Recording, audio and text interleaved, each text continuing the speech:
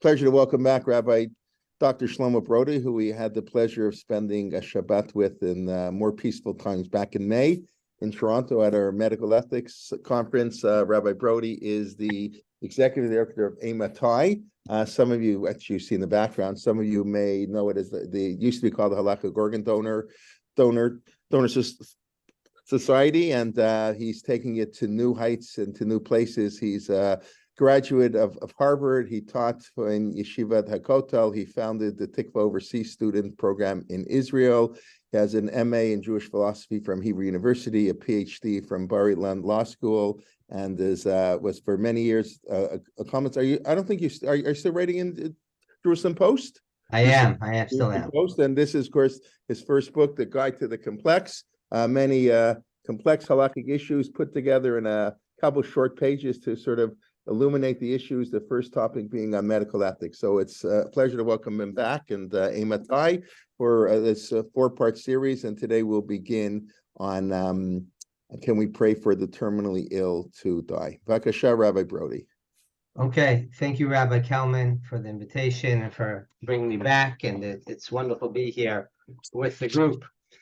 So over the next 4 weeks, starting today, we're going to be speaking about the different important and sort of central issues that relate to end-of-life care and thinking about some of the moral dilemmas that are coming up, partly with care and partly with other surrounding issues to that.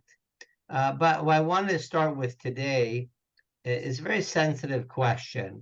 It's actually the first halachic question I got as a rabbi. I was a Rabbi at the time in Yeshivat HaKotel in the old city of Jerusalem, and I was running what's known as night seder, sort of the evening activities, learning sessions, if you will. And one of my students came up to me and said to me, my great uncle, he was 18 at the time, my great uncle is quite ill, and it seems he's nearing the end, and really he's suffering, and I want to know, how should I be praying? Why didn't I include him in my prayers? Because it feels weird to pray for refuah shlema when he has this terminal illness, it's clearly nearing the end, and he's just suffering. And so that was the first question I actually got as a rabbi. And I'll tell you a little bit more later on about the answer that I gave him. But in fact, he now, it's been a while since I taught him. He now became pretty, prominent doctor wherever he lives. I won't name names. And we got back in touch recently, and he was telling me that both his mother-in-law and his father, mother-in-law is in very advanced stages of both dementia and Parkinson's, and his father's at the beginning stages of dementia. And so we renewed the question once again for us. And unfortunately, these are the types of questions which we have to think about and face a lot of different ways. But the reason why I'm speaking about this issue in particular isn't just about the particular question, right? What do you do in those situations? How do you pray for someone? But because I think that this issue raises a much larger question about how we view quality of life in Jewish law, and in general, what type of consideration does that play when we think about questions of which interventions we might say we give or forego in different scenarios. About 5-6 months ago in the Jerusalem Post, I wrote about this notion of quality of life.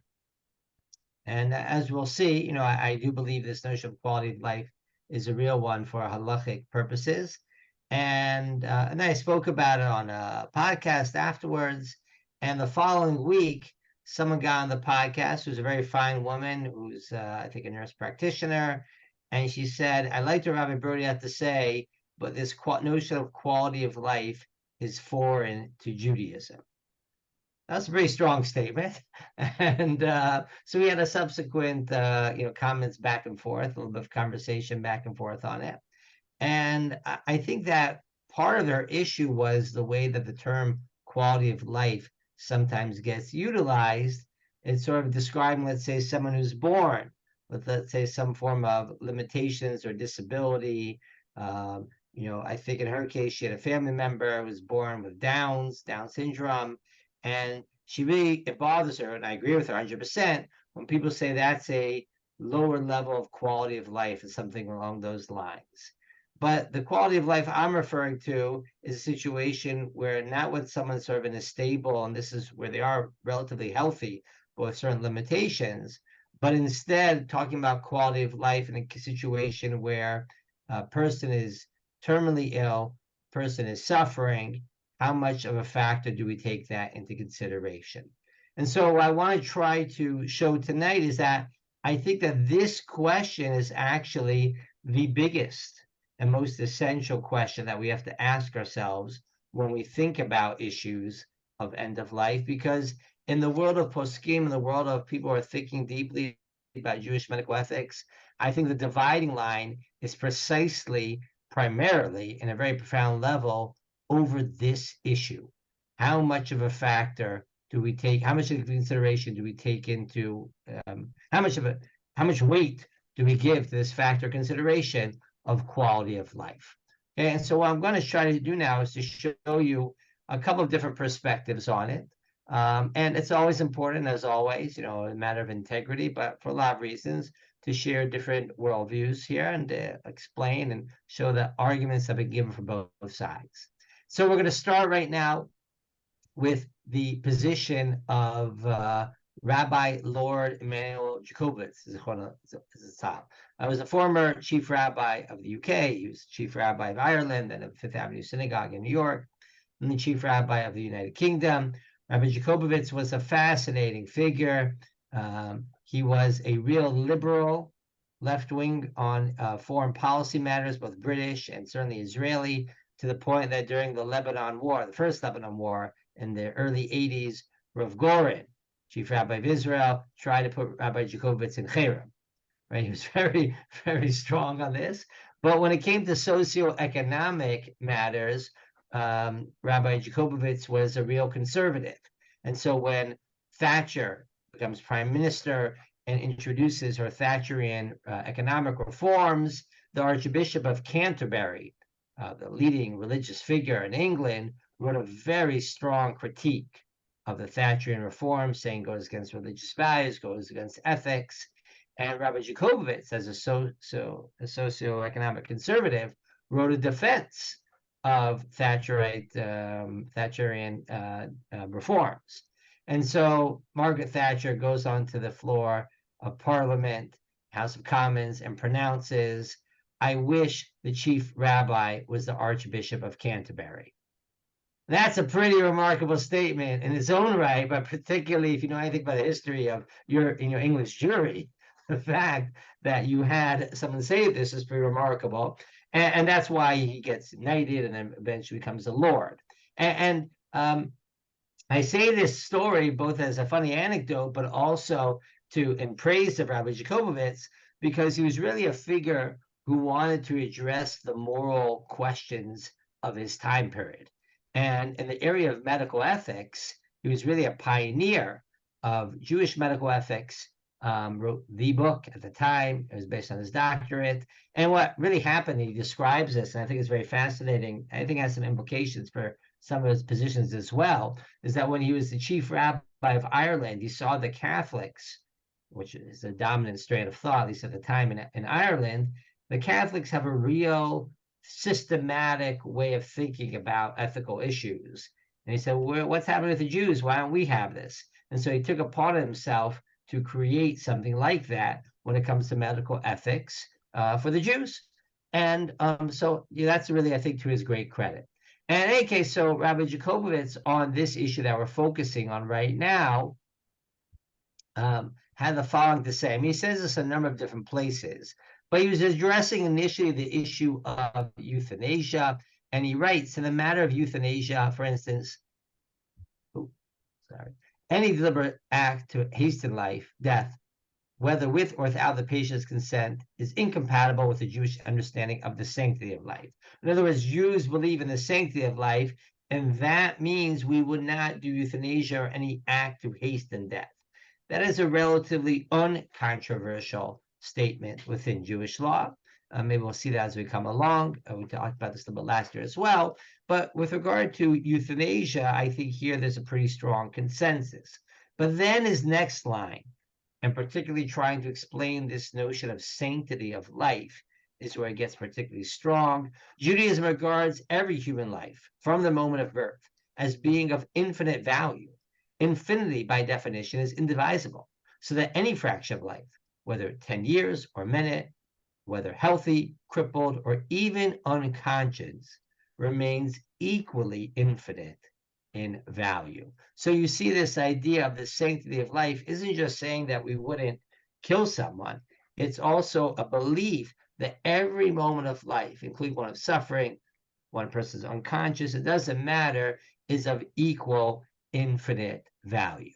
And this came up in a lot of different contexts. So, for example, a year beforehand, there's a case where a family killed their infant that had Down syndrome. And here again was this idea that I was mentioning beforehand. People say, oh, what's the quality of life here? And so here he said, well, when there is life, there may not always be hope, but there is always the spark of a uniquely precious soul radiating warmth and compassion by its very existence. And so I think Rabbi Jacobitz in that respect is correct, right? We don't say because someone has lost quality of life, has a lower level quality of life, and certainly when they're born with that, we wouldn't say, therefore, we'd allow killing them or anything like that. We recognize there are certain things we cannot do. But when it came to more issues of end of life issues, when people's quality of life is going down, meaning there's a real change from what they had beforehand, Rabbi Jacobitz also insisted that the sanctity of life principle applies. And so when the question of writing a living will, as you know, is a document which allows people to express some of their values and preferences at end-of-life care. Actually, Eimatai recently just released its own living will document. It's called Netivot. It's now available both in the United States and Ontario, and please God soon in Quebec, UK, Australia, and Israel. So when this issue was first coming up, the notion of halachic living will was being pushed by Rabbi Moshe David Tendler, Zatzal, of Yeshiva University in New York. And this is what Lord Jacobitz has to say about this. Contrary to Rabbi Tendler, I question his reference to the quality of life. I believe in the Jewish view this has no bearing on the value of life, which is absolute and infinite, and certainly not subject to assessment by the patient or anyone else. This leads me to my main critique. I believe the whole notion of a living will is alien to Jewish thought and law. And let's think about why. Because if every moment of life is of equal and infinite value, then the will of a Jew is always to live. And so therefore, there's no need for a living will, because once again, the will of a Jew is always to live. So this is an approach that certainly there, and is the approach of Rabbi Jacobitz, and I think he's the most articulate spokesperson for this approach. But you can see that idea in the writings of Rav Aaron Soloveitchik. You can see that idea in the writings of the Tzitz Eliezer, of Eliezer Waldenberg. We'll see some of these as we go along. Rabbi J. David Bleich of today of Yeshiva University certainly has an inclination along these lines as well. And it's certainly a position. And I want to show you now where that position might come from, and then start to question whether this is actually true. So let's start with the Mishnah and Sanhedrin. The Mishnah and Sanhedrin tells us, this is a famous Mishnah, famous in the rabbinic sense. You know what a famous Mishnah means, right? When rabbis say famous source, what does this mean? I know it, I like it, and therefore you should know it as well, right? There aren't that many famous Mishnahs. Rabbis like exaggerate a little bit. Like the famous Rashbam on Parshas Lech Lecha, which 122 people know in the world, right? So, it's hard to know what constitutes famous, but as Mishnayot go, this is actually a famous Mishnah. And the Mishnah teaches us, Lafichach nivra Adam Yechidi, a person, human beings, Adam Rishon, was created singular, Lilamdecha, Shekol me'abed nefesh achat, maleh katuv kilu ibed olam maleh, that if you destroy a life, just you've destroyed a whole world, And if you keep a life, it's as if you've created the entire world. Here in Israel, where we've lost so many recently, I think it's actually a beautiful message to always keep in mind that indeed every loss of life is a whole world, which into its own right, and is a tremendous loss. By the way, you might have noticed that I skipped the word Yisrael when I was reading this. That implies that if you save a Jewish life or you kill a Jewish life. And the reason I took that out is while that appears in the Vilna Shas, the Shas that the Gemara that we have today, in all of the high quality manuscripts that we have of historic Mishnayot, the word Yisrael does not appear, right? Which is an interesting story in its own right, but it's important to stress that saving, preserving the life of Jews and non-Jews alike is of great value. Now, so that is certainly the case, but that doesn't necessarily mean, right, that every moment of those lives is of infinite equal value. And so many, though, however, note, which is true, that we do have this idea, Rabbi Shkopas mentioned it, that a person in their death throes, the goses, right, a person is terminally ill and seemingly in the dying process already, is considered alive, the whole davar, according to Jewish law, and therefore we don't close his eyes. And anyone who closes his eyes, even touches him, is like a shofech damim, is a murderer. In fact, Chazal give an analogy, which I think is a beautiful one, in which they say that the goal that we always have to make sure to keep in mind is you should never be the one that's extinguishing the candle. A dying person might be like a candle, which is flickering. You never want to be the one that extinguishes this candle. That's a very important message that we should have in mind. So that prohibition is clear. But again, none of that tells us anything about the infinite value of every moment of life. And here we seem to get that in the Gemara in Yuma. Once again, a famous Gemara, which tells us that we violate Shabbat. Why do we violate Shabbat? To save a person's life, even if it's safek b'koach nefesh, right? We're not sure, but nonetheless, we think there's a risk of life. We violate Shabbat because the Torah teaches us v'chai b'hem v'lo yishabu b'hem, that we should live by the laws and not die by them. And it's interesting, the halacha brings down, let's say it's Shabbat, and you can save a person, but saving them is only going to extend their lives by what's known as Chaye Shah, a very brief amount of time, 30 minutes, 15 minutes. Would you still violate Shabbat in order to extend their life by 15 minutes? The answer is yes, absolutely, right? And so some want to say, well, if that means that we would violate Shabbat in order to extend the person's temporary life, their Chaye Shah, doesn't that mean every moment of life is of great and equal and infinite value? You could make that argument, but it's not particularly compelling because, after all, what might this be teaching us?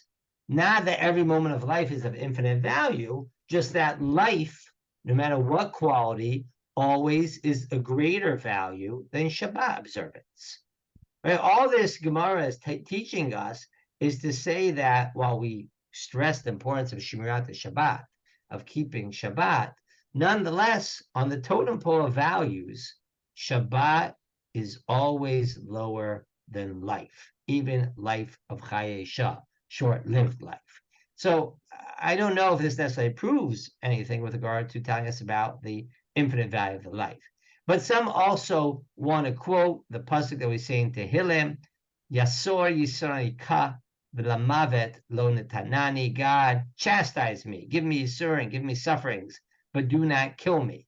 So maybe this implies anything is better than death, even a life of suffering.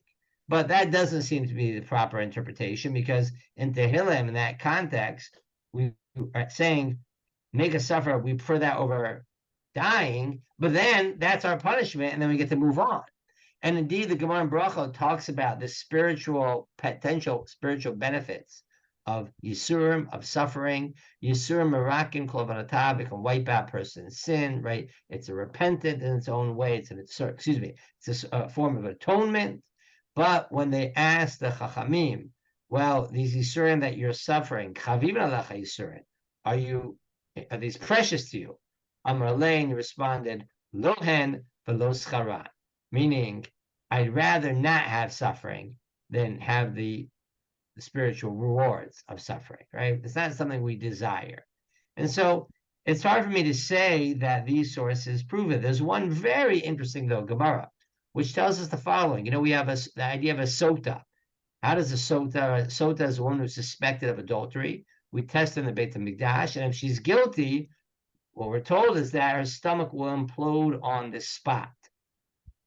But the Gemara in Sota teaches us, and the Rambam codifies this idea that a sota, if she's learned a lot of Torah, right, then she won't be killed right away, but rather her intestines will slowly get destroyed over a year or 2 or 3, and this is seen as a zchut as opposed to having instant death. Now, you might say, it's a zchut for her to live a life of a year or 2 or 3 of suffering from intestinal loss, right? But better than dying. Maybe this teaches that even a life of suffering is of great value. I don't think that's what the Gemara means. I think what the Gemara is trying to teach you is that it's of great value for her not to be embarrassed of being killed instantly, and everyone knows that she's a sota on the spot. So once again, I don't think any of these prove the point of the infinity of every moment of life, but that is certainly a position. And I mentioned Lord Jacobovitz. Here's the writings of the Tzitz Eliezer, Rabbi Eliezer Waldenberg, on this topic. Rabbi Waldenberg says, he's talking about case of woman suffering, when he says, I know, I know the other side of the coin, but nonetheless, we don't involve ourselves in these starot, in the ways of the world.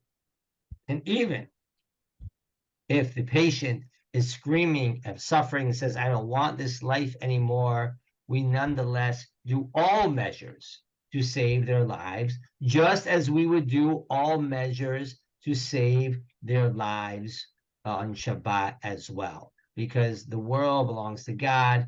God knows what's good for the person, and therefore we always will save the person's life, because we believe that every moment of life is of great value. And therefore he goes on to say, and this relates to our particular topic,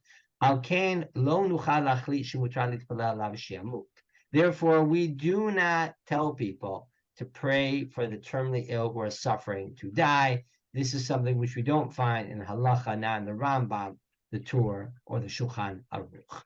Okay, so one way of looking about things is to say that every moment of life is of infinite value and equal value. And if you say such a thing, you're clearly not going to pray for the terminally ill who are suffering to die, because at the end of the day, while we understand their suffering, and we may do many things, by the way, to alleviate their pain.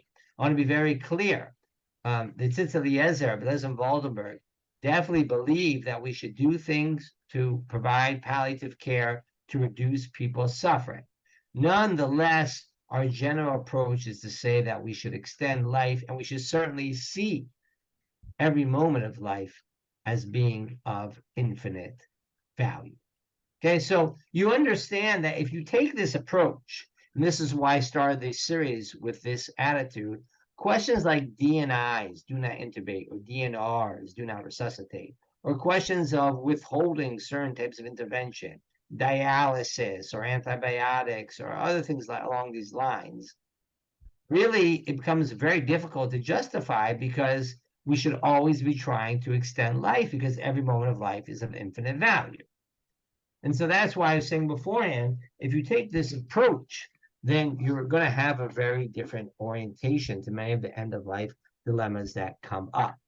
Now, to put it on the table, in my time, my organization, you can see the website behind me, amitai.org, and we have a lot of educational resources and discussions of these topics on our website. So our approach is unapologetically not the approach of Rabbi Jacobovitz, meaning I respect this as a well-founded Torah approach.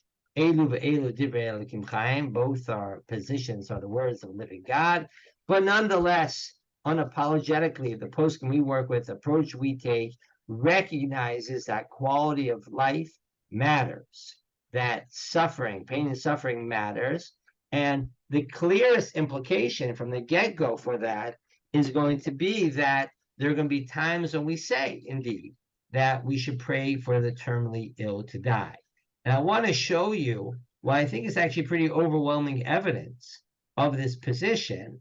But the evidence we should know from the get-go is going to come from various agadic sources, right? The homiletic parts, the teachings of the Talmud, which aren't necessarily directly halachic instructions. And so you always have a little bit of a question of, well, what role do those comments and passages play when it comes to halachic decision making? But as I'm going to try to show you, I think there's a group of poskim that think that they're quite important. Okay, so let's take a look and go back to our sources. And here we're going to start with a medrash that's brought down Yalkut Shimoni. Very, very interesting story. There's a story of the woman who got very old. She comes before the Amor of Yosef and says to him, Amrlo, Rabbi, Zakanti Yutamida, I'm just too old. And now I have a degraded life. She'eni to'emet, I cannot taste neither food or drink. Lo machal v'lo mishteh. V'ani mevakeshet lipater min olam. And I want to leave this world. Okay? You can't be any more direct than that. She's saying this is not a life worth living anymore. I want to leave this world. Now, what should Rabbi Yosef ben Chalafta have said to this woman? I think, according to Rabbi Jacobovitz, he should have said to her, where there is life, there may not always be hope, but there's always a spark of uniquely precious soul radiating worth and compassion by its very existence. Meaning he should have said to her something along the lines of, I have sympathies for your pain or your suffering, but we should gain hope and preserve and do everything we can to preserve every moment of life. But what did Rabbi Yosef ben Chalafta say to her? Ezo mitzvah biyadech, which mitzvah do you have in your hands?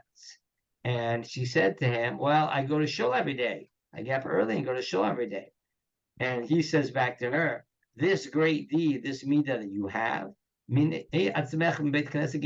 go to shul for 3 days, consecutive days. She doesn't go to shul, and what happens? She dies. Doesn't that story seem to indicate that Rabbi Yosef and Chalafta felt it was important to recognize the fact that quality of life was no longer there? I mean, I don't know how else to read it. And then you have the Gemara in Sanhedrin, Sota, excuse me. And the Gemara in Sota is telling us that in the city of Luz, which is a city that's famous for making tchelet on the tzitzit, the great warriors, conquerors, never entered it, neither Sancherib or Nebuchadnezzar. And not only that, but even the angel of death, Ein Lo Reshut Lavor Ba, has no permission to enter it. Sounds like a great city to live in. The angel of death won't appear. Sounds like a place where, if you believe in the quality of life, the sanctity of life means that every moment of life is infinite value.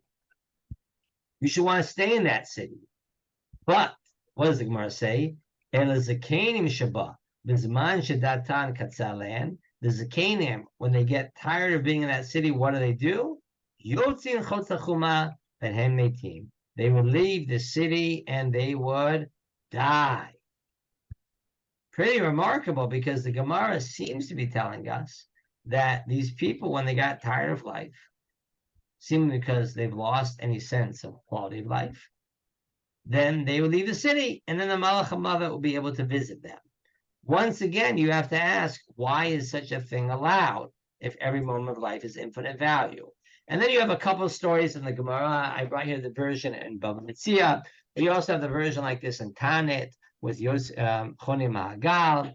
But it's a case where the Reish Lakish loses, Rabbi Yochanan loses his best friend, Reish Lakish, and he's screaming and crying out, where are you, Reish Lakish? Where are you, Reish Lakish?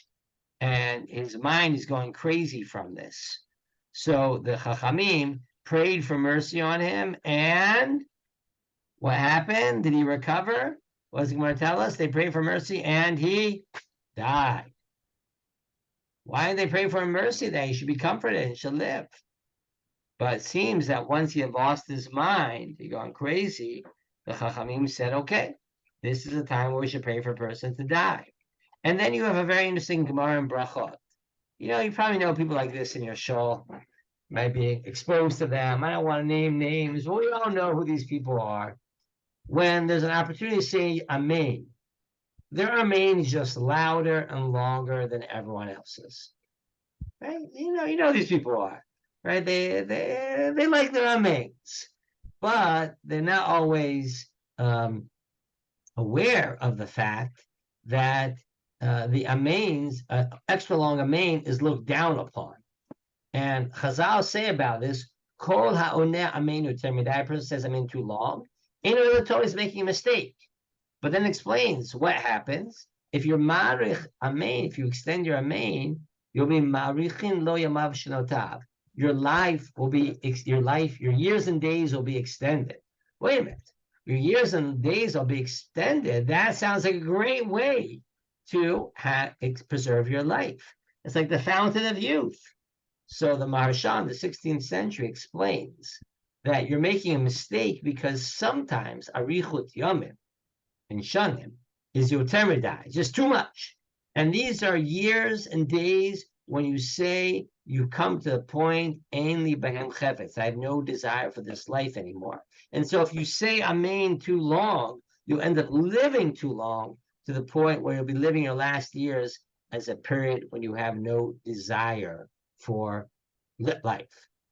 Once again, this Gemara seems to be indicating to us that Chazal recognize that there are times when people might say, okay, this is no longer a life I want to be living. Right now, I already see on the chat, people are saying to me, well, is this advocating for a form of suicide? And the answer is no. Suicide, we learned last week's parsha actually, suicide is a grave prohibition, and not only suicide, but even doing an action to hasten death is problematic. Now, the actions that are being taken here are more of the spiritual nature, praying, of avoiding shul, of walking out of the city, right? They may fall on the school level. It's not an active form of physical action.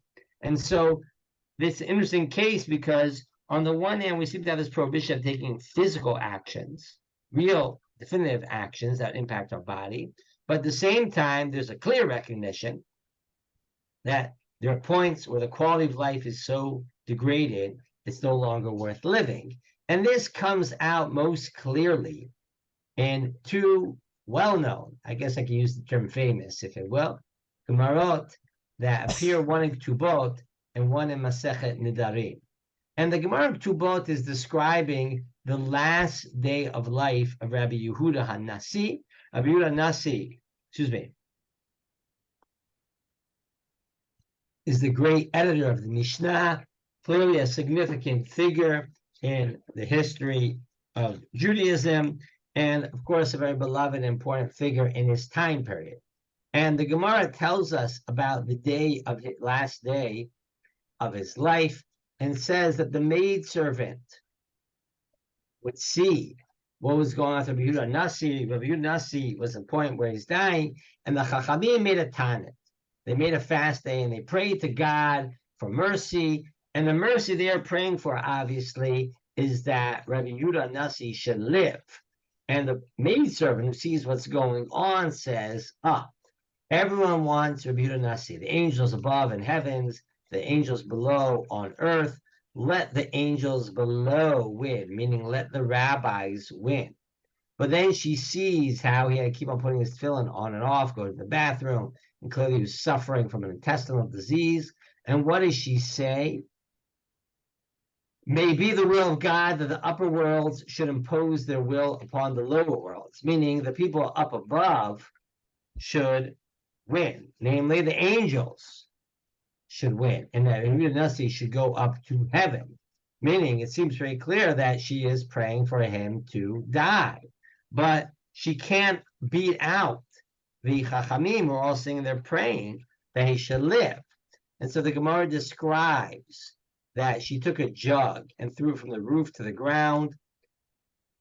And what happens when you want to get the room quiet? He throws them in the ground, and before everyone can scream Mazal Tov, what do? The sudden noise, they're suddenly silent, and they refrain from begging mercy. And in that very moment, Rabbi Yehuda Hanassi died.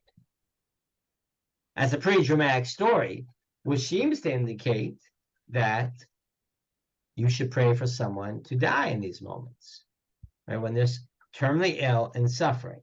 Now, you could argue, and this is one of the arguments that the Tzitz Eliezer Waldemar says, listen, who are we going to paskin like, the handmaiden or the rabbis? It's clear that the rabbis kept on praying for this person to live, and so for Yehuda Nasi to live, and so the fact that the handmaiden didn't pray that way should be irrelevant. After all, don't we just really care ultimately about the position of the rabbis? And you could interpret it that way, but it's a problematic way of thinking about it, because who put this story and who recorded this story in Chazal, in the Gemara? Right? Clearly, the story is seemingly there to teach a lesson. And this lesson seems clear to indicate that we should pray for the terminally ill to die, as the handmaiden did, and as Ellen points out in the comments, as God seemed to have agreed. Right? And that's what the story seems to be about a little bit, God agreeing here. And then there's one other Gemara, which is super important. In which, Rabbi Brody? Yes. Can I just, from what I've learned in Gemara, and my Gemara knowledge is not that extensive, but from what I've learned so far, this particular handmaiden was very smart, very conversant in many languages, knew the definition of words that the rabbis didn't know, and the rabbis would often consult her. So I'm not saying she's shkula keneged kol chachamim, but she's not just someone who helped Rabbi in the bathroom. Right. Fair enough. That could be the case here, right, in this case. And that would be one way of refuting it. But I just think more fundamentally, whoever she was, and you're right, that is true that it's described that way, but it's clear that her wishes come through here, and that story was recorded for a reason.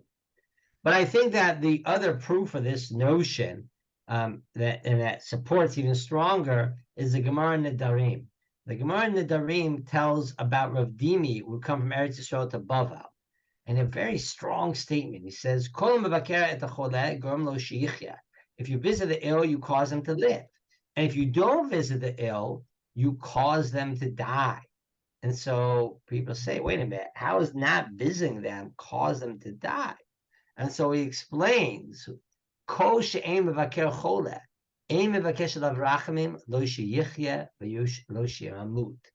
problem when you don't do Bikur Cholim is you don't pray for the mercy for the person, whether he should live or whether he should die. What does the Gemara seem to imply? When you do Bikur Cholim, the thing you should be asking is, well, given this person's situation, should I plead for mercy that they should live? Or should I plead for mercy that they should die?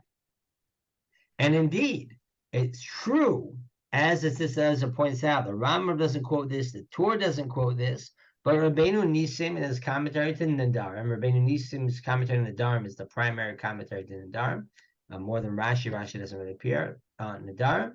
And the Ran teaches us, Nir Beinai Kamar, from here we learn, Pa'amim shesarich levakesh racham me'cholesh yamut. There are times when we pray for the ill to die. And when is that case? They should have mercy. God should have mercy on them. That means to die. A, the person is suffering a lot. And B, and he's not going to be able to live, as we learned in the story of Rabbi's death in Ketubot Daf Kuf Dal. And so the point he's trying to say is that that there are times, right, where it would pay for us that we should be praying for the person to die, and there's a benefit for the person to die. And look at his formulation. And so if you don't do Bikur Cholim, at the very least you could do is show up there to pray for him to die. And you didn't even do that. Meaning it's so striking, the Rabbeinu Nisim's formulation, because he's saying is that you could have done the courtesy, the basic courtesy of Bikur Cholim, so at least you would know if you should be praying for the person to die. Mashma from here, that is clear that the overall orientation is to say sometimes we pray for the person to die. Again, when they have the two different factors together, both of suffering and that they are terminally ill. Now, it's interesting, and this is part of his response. It is true this Gemara does not get quoted lahalacha, both by the Rambam, the Torah, the Shulchan Aruch. But, it is interesting to know the Aruch HaShulchan has no problem citing it, beginning of the 20th century. Sometimes we pray for someone to die when they have great suffering, Yisur Harbe, the Ef Shalosh Yichyan is terminally ill. And indeed, in the 18th century, we have a prayer that was actually written by the encyclopedia author. The encyclopedia is called the Pachad Yitzchak, Reb Yitzchak Lamportini of Italy. And he created a prayer. An Hashem, please God, in your great mercy and your great chesed, may it be your will that you should remove this soul from the prison, from the captivity it's in this person, and the soul should be returned to you, God, its maker. Okay?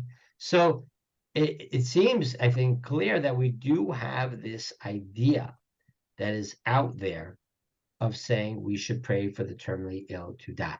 Now, again, yes, Lisa. Yeah, hi. So I'm a little bit congested. Sorry. So I'm an epidemiologist. I'm also a trained psychometrician. Like I've done instruments and quality of life. I'm also my mother's court-appointed guardian. So here in the States, and I was also the only person with my father the last 3 days of his life.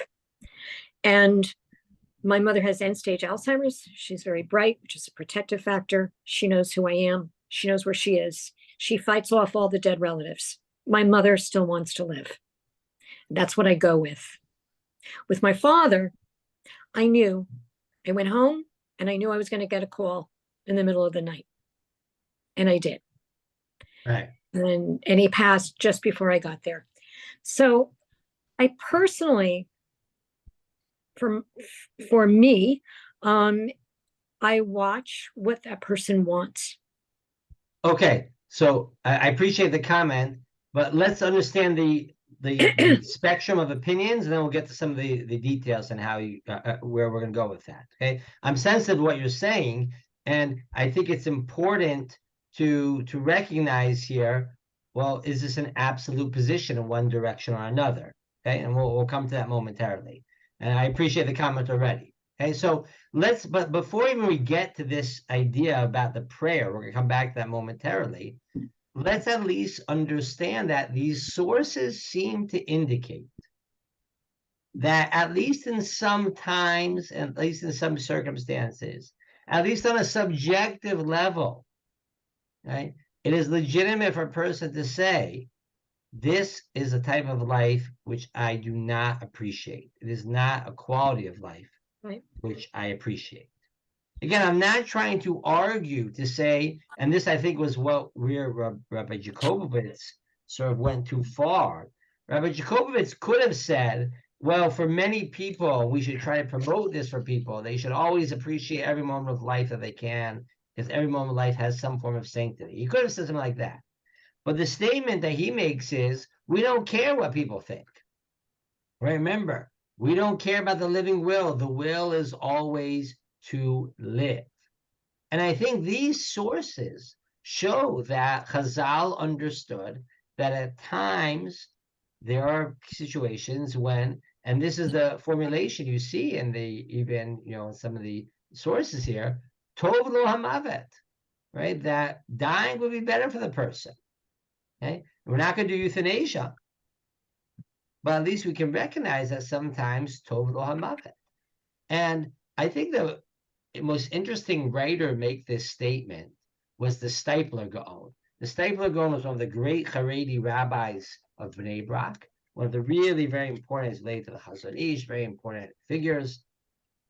His son, Rav Chaim Kanievsky, is a very significant figure as well, passed away a couple of years ago.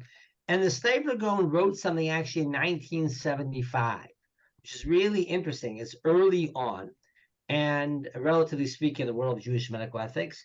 But the letter that he wrote wasn't published till the year 2000. And so the statement wasn't known.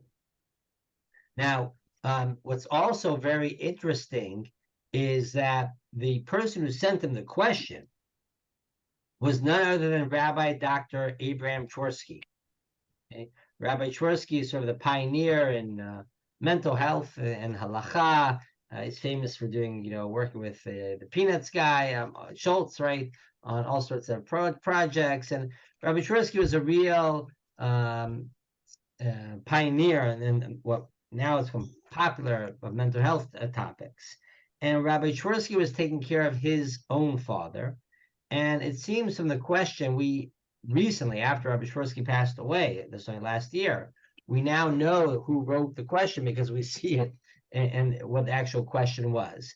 He was taking care of his father, and he was sometimes having to administer shots to his father. And so he writes to the stipler and says, am I allowed to cause a wound unto my father? Okay, that's a different topic for a different time. And the stipler goes and writes back to him. And it seems that part of the question was, my father really seems to be suffering, is terminally ill. Is it true that every moment of life, right, has value? And so we should always do something to prolong a person's life. And he says as follows: concerning the principle that whatever one can do to prolong a person's life, only for Chayesha, it should be done. This is an idea that's out there. He says, in truth, I heard this idea in my youth, but I didn't know if it comes from a reliable source.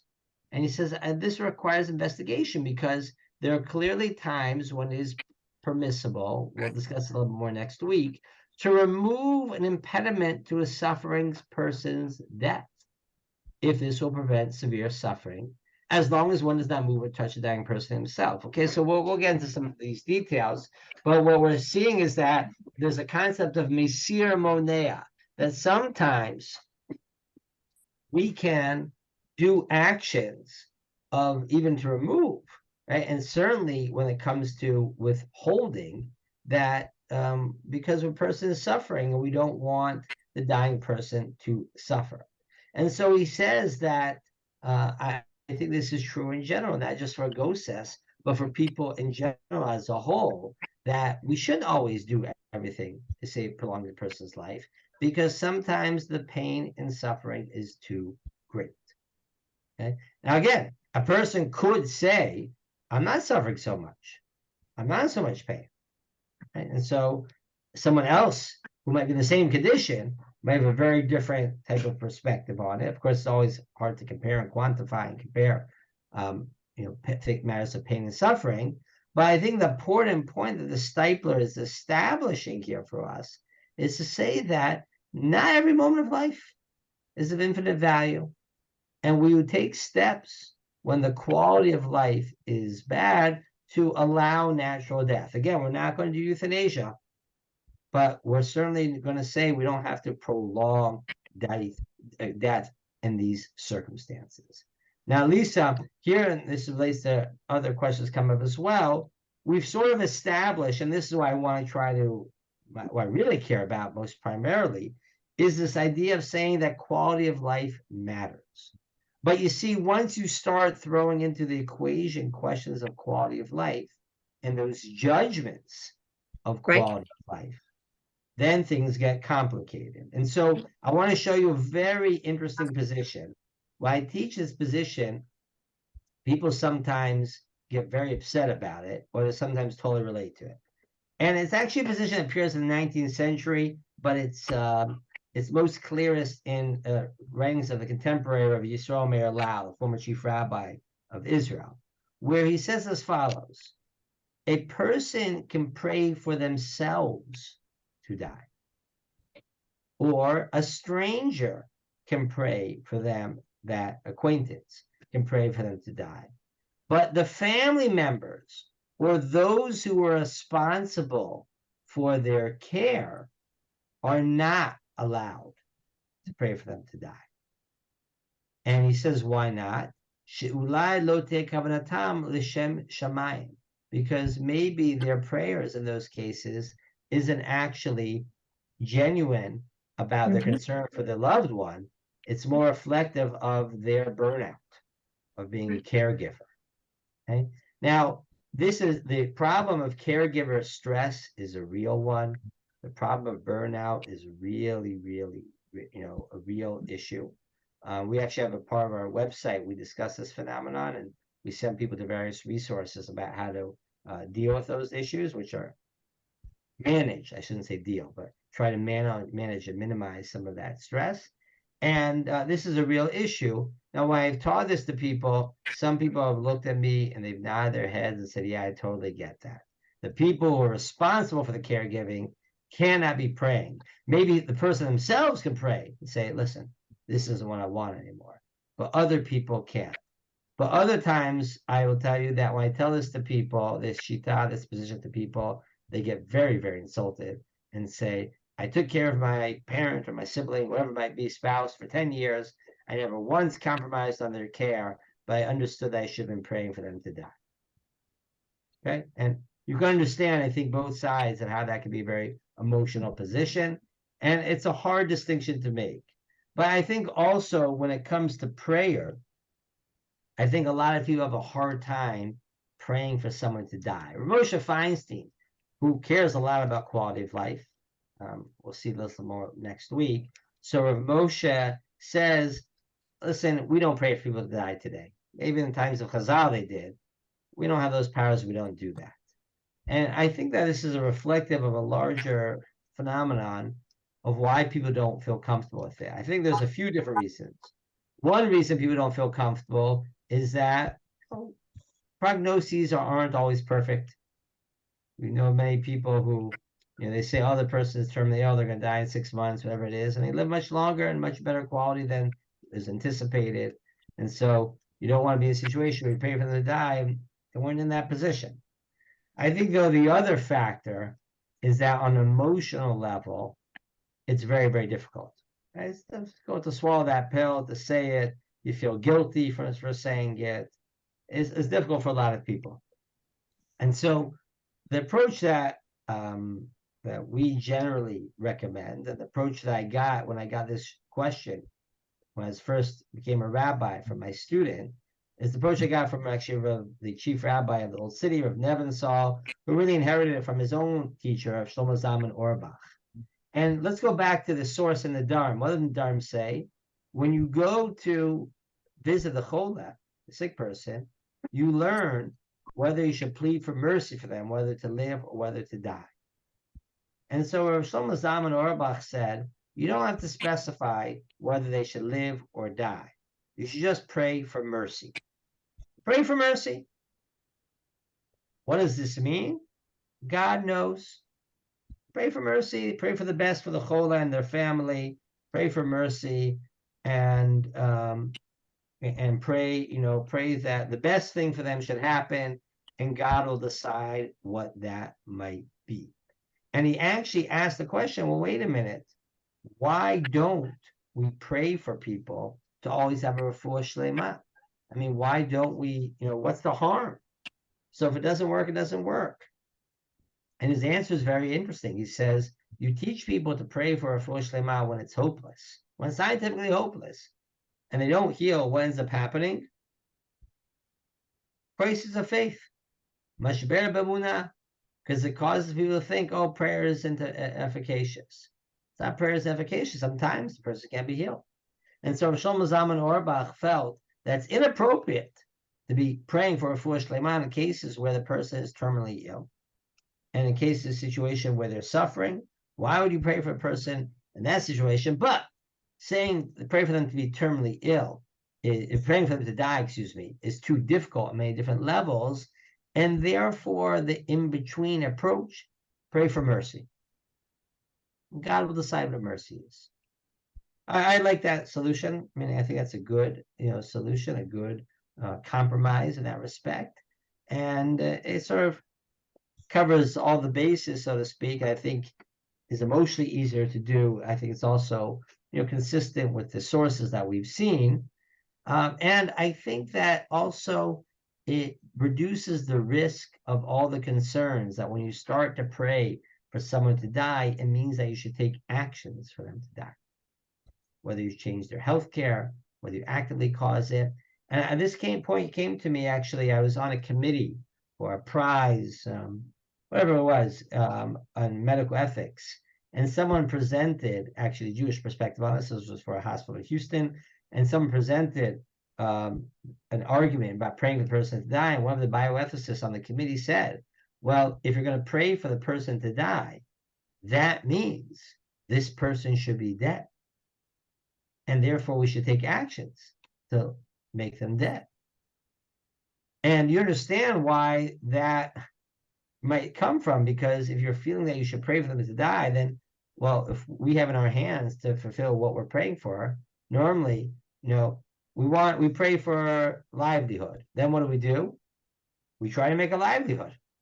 So too, we pray for someone to die, try to make them dead. So that's another reason why I think that you can get into a lot of problematic, dynamics when you pray for the person to die. And so the compromise position that we at Matai usually advocate for, again, every situation can be different, is in those situations to pray for Rachamim, and God will figure it out. But, and here's the larger point, and then we'll start taking questions, is the following. I think what the sources show us here in this conversation, from all those Agadatot that we saw, whether it's about Rabbi Yehuda Nassi's last days, or praying for dying in the Darim, or the stories about how people leave the city of Luz so they can meet the Malach HaMavet, the angel of death, or why we don't say a long Amen, or what the tip that Rabbi Yosef ben Chalafta gave, and so on. All of this shows us that there's a great understanding in halacha that sometimes,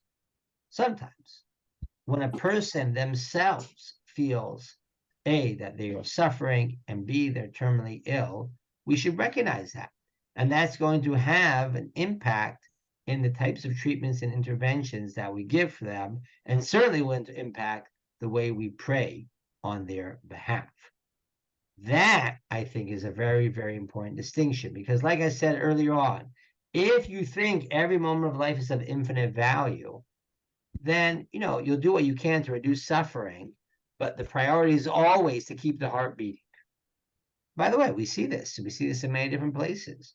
Where places where there's a lot of Orthodox Jews, Toronto, New York, Yerushalayim, whatever it might be, there are full, treatment centers that just are wards or rooms or, hallways, wherever, that are full of people who basically are having their heart kept beating for a long time, with tremendous amount of new interventions even being given because of this belief. It's not just a question of withdrawing; it's a question of even starting new treatments with the belief of that this is valuable to keep them alive. I respect it. I respect that position. I'm not denying it as a Jewish position. I just don't think it's the dominant position that's consistent with the sources that we saw today. What we're going to start getting into next week a bit is the questions of, if you feel this way, then what are you allowed to do and not to do? And the reason why we're going to focus on the case of dementia is dementia, first of all, is very common today, unfortunately, right? That's just a phenomenon many people have to deal with. But dementia also is an interesting case, a profoundly difficult case, because it raises the question of, are we actually dealing with a case of suffering here or not? And that we'll get into Mitzvah Hashem next week. Okay, let's take a look at some of the questions. Let's see, I see there's a few here in the chats. Interesting question. How should a sick person protect themselves from unscrupulous relatives? Yeah, I mean, that is a problem that people, obviously, hopefully people are in loving situations and they're in a proper situation. But unfortunately, if you are worried about that, it is important to make sure that you legally authorize the person you trust to be in charge of your healthcare. Very, very, very, very important. And so if you go to our website, you can see here the Netivot website, amatai.org/Netivot. You'll see that we have this Advanced Healthcare Directive and Conversation Guide. You can have a fittable PDF or digital version, and we walk you through it here. And there's a video here explaining why you should do this. And one of the things that we really emphasize is that you should choose someone who you can trust, right? And they give them the legal authority. And that way you have greater confidence that they're going to do things in your best interest and types of decisions that you'd want to be made on your behalf. So I highly recommend, obviously, if you're in Toronto, you should use the Ontario version. If you're in the United States, you should use the US version. We're working in other countries as we speak, but it's a super important thing to take care of. So Deborah raises a case. I won't get into specifics here, but Deborah raises a case of a situation where their son's posek was in the position that you should do everything to prolong life. And this is why it is super important to clarify not only who should be the decision maker, the proxy who has the legal authority, but who should be the rabbi that they turn to for these issues. This is a decision that you should make for yourself. That's one of the things that people do. They decide for themselves their rabbis and their worldviews. And one of the things that we made a big emphasis on, in terms of when we created the Ematai document, I'm sorry I'm going back to this, but it's just that it's easy for me to refer to it, is that on the document you can see, I'll scroll down here for a minute, so you can see you appoint your proxy and your alternate proxies. You declare that you want decision-making done by Jewish law, and you really stress the fact you want your proxy to make these decisions. And then you choose. As to the requirements of Jewish law and custom, I advise my proxy to consult with the following rabbi's religious institution. It's super important to clarify ahead of time who you want that person to be. Who's the rabbi you want to turn to? I mean, I have cases like this all the time where someone will call me and they say, I got 4 kids. I got the full variety pack. One's Yeshivish Haredi, one's Mon-Orthodox, one's nominally affiliated, one lives in Israel. And there's variations of this, right? Who are they going to call? Who's the rabbi they call? They're calling their old childhood rabbi, your show rabbi, they call their own personal rabbi. That's something that you need to decide. You need to decide that and clarify that. And we just had a case where a woman very wisely had a real variety of kids and the full variety pack. And she clarified and said, I want you to consult with this person and not others. And she made very clear the pecking order of who you should consult with and who you should not consult with, which was a difficult pill for some of the kids to swallow, but they respected their mom's decision because their mom told them in advance of who they should consult with. So yeah, it's super important to make that decision. Steve asked, should we violate Shabbat to ease pain of the terminally ill? Yes. Pain relief. It's important to note this. We talked about this on our website. Pain kills. No, literally. I don't mean figuratively. Pain actually kills. A number of different studies have tried to show that pain reduces people's lives, in terms of their lifetimes. It shortens people's lives. And so it is important for us to treat people and address their pain, even if it entails the violation of Shabbat. Asher asked a good question here about the term terminally ill. Yeah, I mean, admittedly, it's hard to know sometimes when you put someone in the category of terminally ill. In halachic terms, that has normally been understood as being 6 months or 12 months life expectancy. But clearly today, there are other ways that you can broaden that as well in different scenarios where it's much more extended. Asher, does that answer your question? No, my question is directed at the doctors. A doctor, because it says this patient is terminally ill, that is, he only has 6 months to live. Who says? Why does he have the authority to say so? On what basis? On what basis is it decided? It's a question directed at doctors. There are many doctors who will make such a diagnosis, quote unquote, and it turns out to be totally wrong because it's based on a certain specific medical viewpoint, which may or may not be the case? The same Right. is It's a great question, Asher. It's actually interesting you raise it because this is another reason why, by the way, people said, don't pray for the person to die when they might not be dying so quickly. That's why I just pray for Rachamim. Interesting enough, Israel, when it created its terminally ill law, specifically did it only to cover the last 6 months of life because the 59-member committee that decided that drew up this law did a lot of research on the topic and felt that only up to 6 months are prognoses fairly accurate. Beyond that, it's not so accurate. And so you're right. There is an open question here about how we know. And then that's why I was stressing beforehand, the factors here in the prayers are really twofold. One is the terminal illness, that prognosis, but the second is the phenomenon of suffering. It's those two factors together, right, which are critical. You can have people who have a terminal illness but are early stages and are doing, they're managing it. They're able to manage their pain.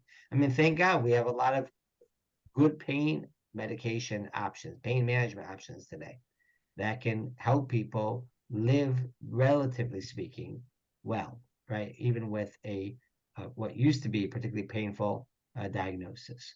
So, I agree. It's a super important question, and I thank you for bringing it up. Another question here is, we can pray the person suffering. Right. And as Joyce, you're correct. Part of the approach here is to say, we pray for the person's suffering to end. And God decides how that should be. And I think that's the motto of Rachamim, the motto of saying, God, have mercy on this person, right? Take away their suffering. And you're going to figure out what that suffering, what that, that looks like. Suri, you had another comment or question. You're muted, Suri. You're muted.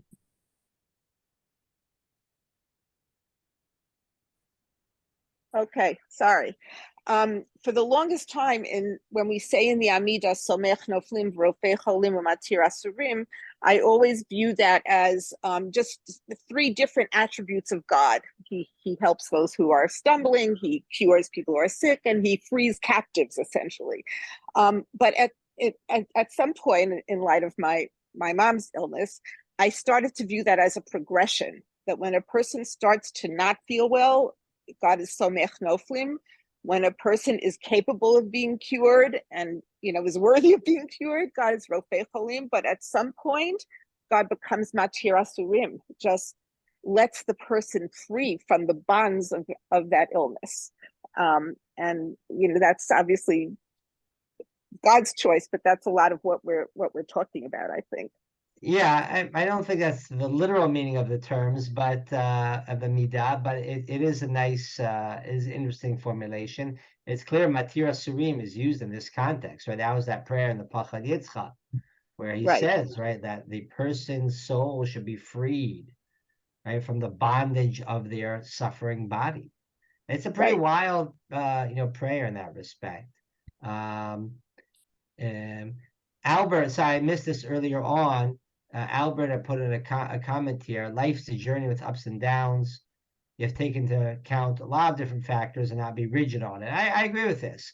And by the way, there is a little bit of a ethos that sometimes you see in broader culture, and sometimes you can see in certain health centers, which sort of says, what's the point? They're 75 and they've got some ailment. Like, what's the point of living anymore? And I don't, that's a sort of extreme in one direction.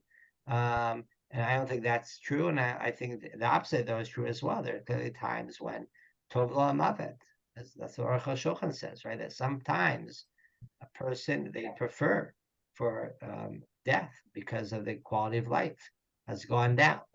And so, there is this tremendous balance, both a cultural balance that we have to be worried about, but also about addressing each case in its own way.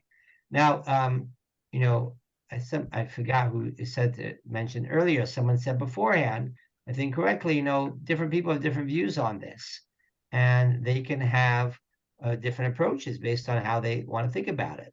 I fully agree with that. Meaning I'm not advocating that you have to feel that quality of life and therefore, right, we should withhold, let's say, type of thing, but a person should have the option.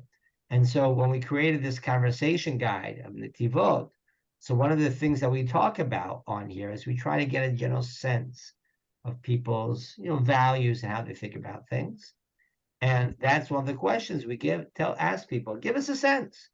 How do you think about this issue? If you're deemed terminally ill, what types of treatments do you want? If you have an irreversible lack of cognition, what types of treatments, what types of goals of treatments would you want to have based on your worldview? And sometimes, people will say to me, I had someone literally say this to me, a couple of weeks ago, do everything until the insurance runs out. Obviously, it was an American, right? So an American, I think, but nonetheless, right? But there is a certain approach there, which I understood, and I have other people say to me, a lot of times this is based on their own exposure to seeing death in their family and whatnot, and they'll say, no, at some points, I just want you to focus on pain and comfort. I mean, just to make, and we'll end with this, but just to highlight something here right now, the whole notion of hospice care, of saying when a person has been deemed terminally ill, 6 months to live, is not going to be an option if you think every moment of life is of equal and infinite value, because you're going to want to be doing aggressive treatments to keep a person alive. Whereas hospice care, if you think that we care about quality of life, is certainly an option and probably is a better option. Now, I also want to add on this note, and this is always something to keep in mind, some of the interventions that we have today that we think are extending people's lives are not particularly good at extending people's lives. Right? So I'll give you an example. There have been a number of studies that have shown that people on hospice who are dealing with advanced cancer live as long, if not longer, right, than people getting aggressive treatment in the hospital. And that's because of the side effects of the care. It's because of the discomfort of being in the hospital. It's because of the greater comfort of being at home and that. There's a number of different factors. And why I mentioned this to the study to Herschel Schachter of Yeshiva University, so he said to me, Shlomo, it's a mitzvah to publicize this. I said to him, it's a mitzvah to publicize that people can live as long in a hospice. Then the hospital, he said, yes. I said, why is it mitzvah? And he starts crying. He's a very sensitive man. He says to me, because I see so many people suffering at the end of life, and they could live the last months of life in much greater comfort in their home and for just as long of a time period. So it is always important on a case-to-case basis to examine what the options are, and not to be, not to be just dogmatic about this in different directions. But like I said, the approach that we take, that I believe in, is one which allows people to make those decisions when it's appropriate in their circumstances. Okay, I'll stick around if there's any more comments, but thank you everyone for joining. It was a really nice group and nice questions. And please God, we'll pick up next week. We'll be talking about the issue of dementia and end-of-life care.